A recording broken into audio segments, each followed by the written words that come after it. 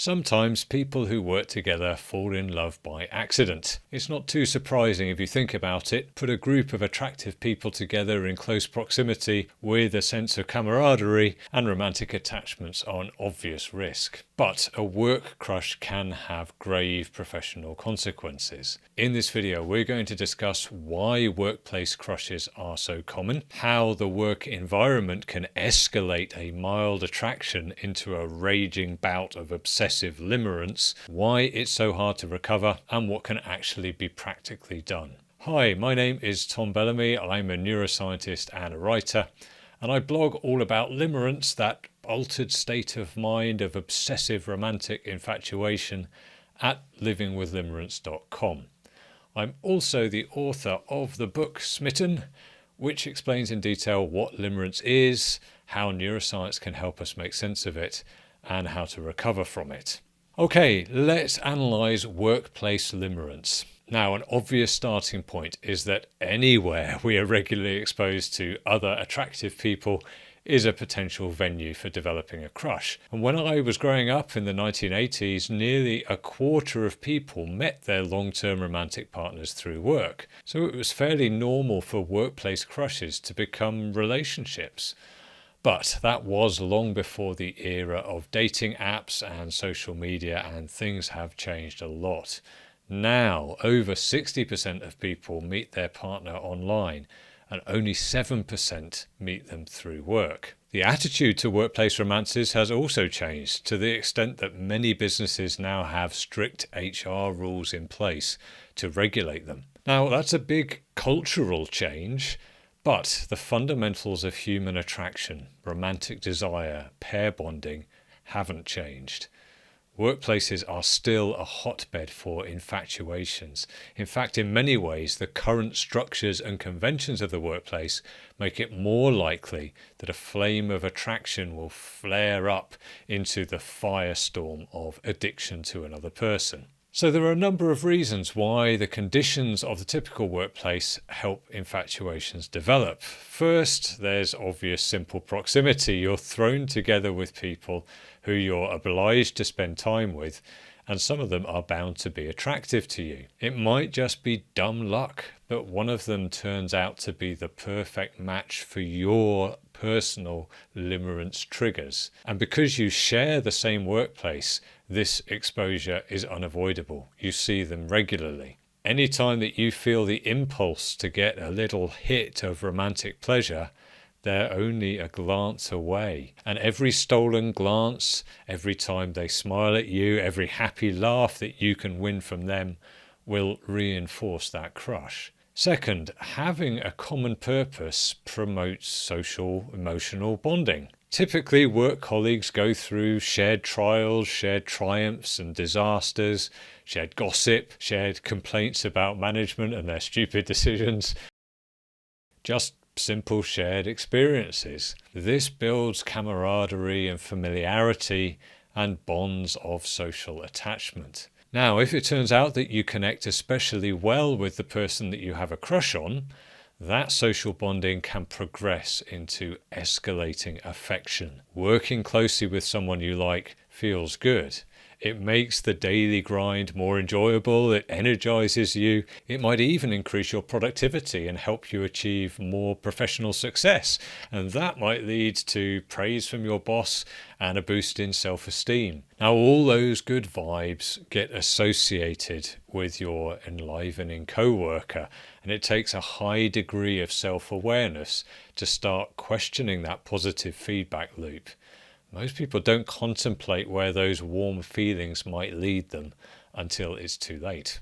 Instead, in order to preserve the emotional boost, they come up with rationalizations about why everything's fine. We're just a great team. It's good that work is fun again. Why rock the boat? Now, this instinct to willfully ignore the escalating affection can also be made worse by a fourth factor of the workplace: compartmentalization. Work life and home life are separate.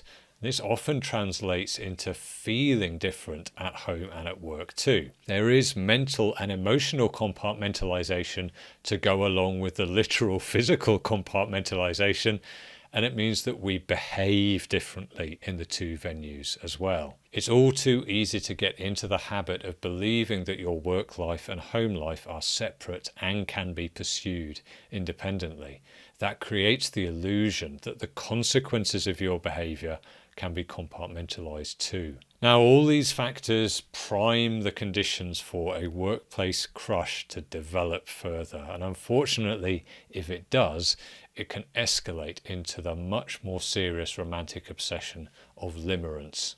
If you are free to act on those escalating feelings, then you could, in principle, depending on the HR rules in your workplace, see if you could be in that 7% of couples who meet at work. More commonly, though, there are barriers in place, personal or professional barriers, that stop you from taking action. Ironically, the very presence of those barriers reinforces limerence, because limerence is amplified by uncertainty. When you know you want them, but you can't have them, the desire doesn't fade, it strengthens. They take on extra psychological significance. The buzz of being with them grows. You start to notice them more, the way they smell, their hair, their body, their belongings. Everything about them seems more potent. Intimacy seems to kind of hang heavy in the air when you're with them. They take up more of your mental space, and you feel like a different person when you're with them, and they're always in your mind when you're apart. And those neat compartments you thought were separate begin to break down. They've become your limerent object, the person that you project your romantic dreams onto. Any early boost of productivity starts to deteriorate at this stage as you spend more time lost in obsessive thoughts or trying to connect with them at a more personal level, and less time focused on your work. Maybe you overshare, talking about your private hopes and dreams and your worries, perhaps even talking about your existing relationship and maybe your frustrations with your partner. Before you know it, you are in a completely different mental state. You're captured by limerence. You're addicted to your co-worker and you can't escape. Then the consequences really begin to pile up. The first and most serious consequence of a failure to manage your limerent impulses is that your limerent object might make a complaint of misconduct. Now, we hear a lot about toxic scenarios where people abuse positions of power to harass co-workers or overstep boundaries and make unwelcome advances. And, fair enough, it's obviously a serious issue and we want the workplace to be free of harassment. Unfortunately, a difficulty in many of these cases is that human behaviour is fraught with misperceptions and misunderstandings. So the limerent may feel their behaviour is innocent. I didn't mean it like that. I thought she was into me too. I was just joking around. So the limerent might be trying to manage their crush, but the emotional flood just won't stay dammed up and it keeps leaking out in embarrassing ways, maybe excessive praise or clumsy hints or innuendos, sexualized jokes, or hanging around their limerent object at every possible opportunity until they become a pest. Limerence is also an altered state of mind that messes with your judgment. So you're just experiencing positive feelings of overwhelming love and affection that you want to express. How can any harm come from that? Well, your romantic dreams might seem wonderful to you, but your behaviour can be received in a very different way by the limerent object. That can be the point at which the HR department gets involved and serious consequences begin to follow. Now, even if the limerent object doesn't make a formal complaint, misconduct isn't just about harassment. Limerents who have professional influence over their limerent object often misuse it. They show favoritism, giving their limerent object opportunities that others would have wanted, perhaps granting them more responsibility at work, giving them effusive praise, plum work assignments, or even bonuses and rewards. Limerent bosses frequently overdo it in their urge to demonstrate their high regard to their limerent object. Now, sometimes this recognition is not too objectionable because maybe the limerent object is actually a very good worker who warrants praise, regardless of the limerent boss's feelings. But it is improper nonetheless. And it can obviously breed resentment in other workers who can see their boss behaving like a limerent fool and showing favouritism. Finally, even if you do manage to suppress or hide your feelings successfully, it can still harm your career. Some limerents become so besotted that their ability to concentrate evaporates, their productivity crashes, and their performance is compromised. Now, I hear from limerents who've been reprimanded for wasting time and distracting their limerent object at work. Others have lost the ability to focus on tasks and can't get things finished. Some almost dread going into work because they know it's going to be a roller coaster between delirious excitement and poor outcomes in terms of performance. This can rapidly spiral into a professional and a personal crisis. Okay, so that's a dreary prospect. How can we escape from limerence in the workplace? Well, unfortunately, there are a number of particular challenges to overcome in the workplace before you can recover. Must be time for another list. First, there's no escaping it. You often do have to work with your co-workers. That means one of the most powerful tactics for weakening person addiction is denied to you. You can't go fully no contact. There are ways to manage this, which we'll come to in a moment, but there's no denying that this makes life harder. Now, the second problem presented by the workplace is that disclosure is a massively high-risk strategy. Eliminating uncertainty is a bedrock of limerence recovery, and disclosing your feelings, if you're free to act on them, is usually a decisive move, but not in the workplace for all the reasons that we've outlined and all the potential professional consequences. Unless you're really confident that they're into you too, it's just not worth that risk.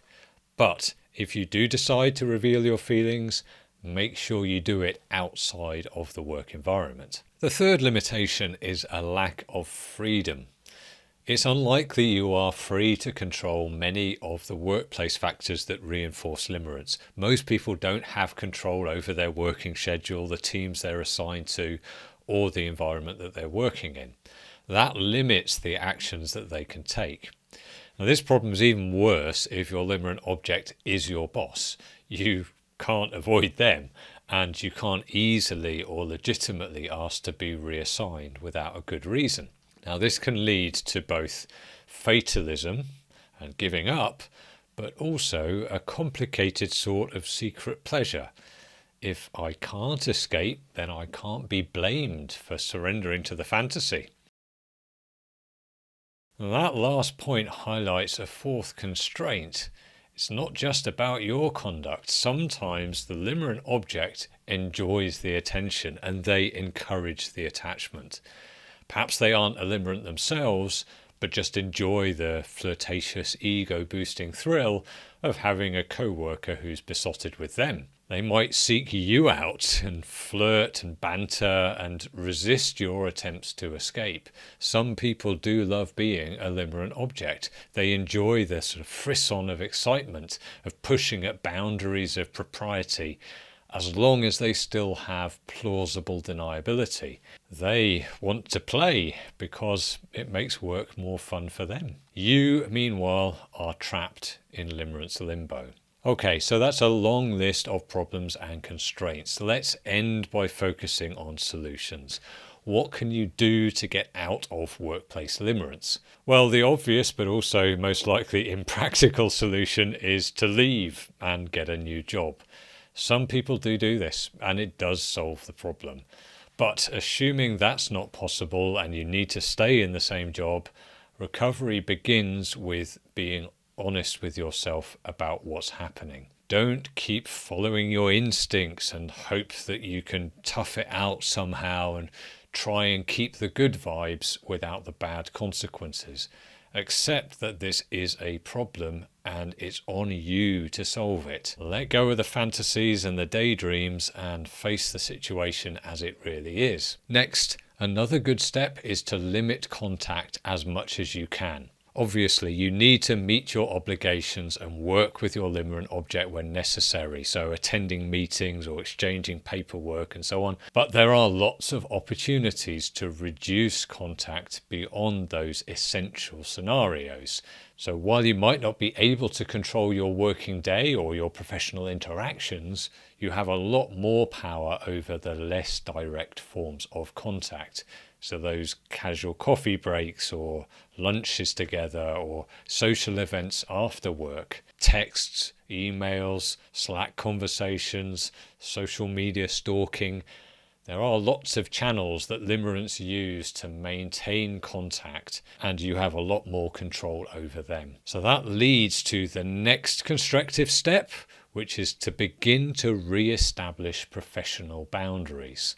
Now, a sudden change in behaviour here will probably be noticed and possibly commented on. So to avoid that uncomfortable conversation, make changes to your behaviour and your interactions with your limerent object in a slow and steady way. So move away from personal conversations and personal connection back to the professional. Now, obviously that means no flirting, no oversharing, but also kind of no gossiping or inappropriate jokes or bantering, things like that. Use a staged withdrawal strategy to wean yourself off the personal bonding and re-establish those professional boundaries that should really have been in place all along. Number 5, focus on yourself.